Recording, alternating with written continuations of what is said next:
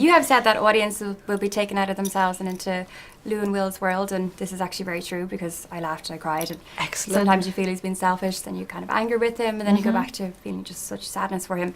Was it your hope for the audience to feel a different array That's of exactly emotions? it. I mean, you know, there's no right or wrongs in this story. All we wanted to do was to kind of put the characters in an extreme human situation and see how it felt, and maybe get the audience to ask themselves, well, what would I do? And as you say, you pass through a gamut of emotions with regards to Will. You can be angry with him, you can sympathize with him, you can be furious with him, but you can most of all be carried along and understand his thinking. And I think that's really what was key to us, is just to encourage the audience to step inside somebody else's mind and understand why they might make a seemingly incomprehensible decision. Yeah, it was such a moving story, it really was.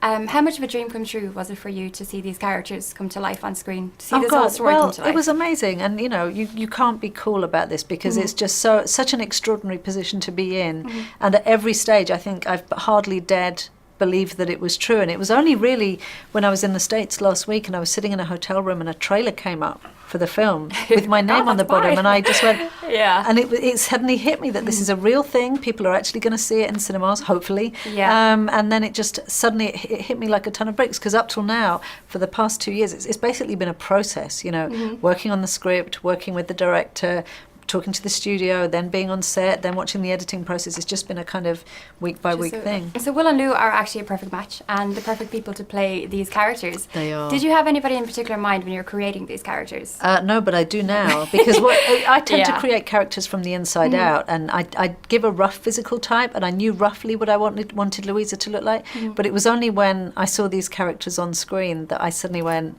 okay, that's them, you know. And like instantly, Emilia walked in, and it was at the end of a very long process looking for Louisa, because I think we all knew that she was going to be the hardest part to cast. She walked in. I had no hopes for this, by the way, because I'd only known her as the Khaleesi, which I hadn't really been able to associate with Louisa Clark.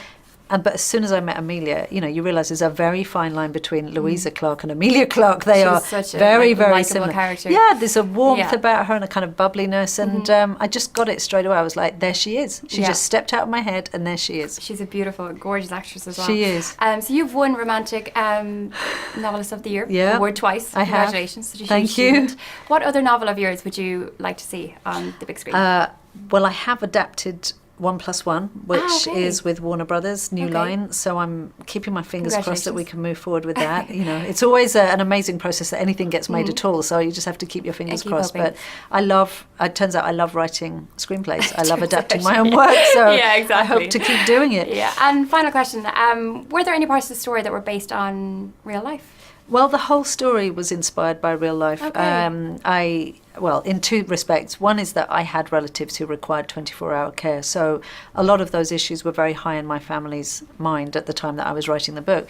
But I heard a story on the news about a character who was very similar to William Traynor, and it was really hearing that story and being so shocked by it, and not really being able to understand that decision-making process that led me to try and imagine myself into the shoes of someone who took such an extreme decision. And you know, it's a story about humans, and it's a story that has no rights and wrongs. And I'm, you know, I saw it on Friday morning, cried my eyes out before work. So listen, it was a pleasure. Thank you so much. Thank you very much.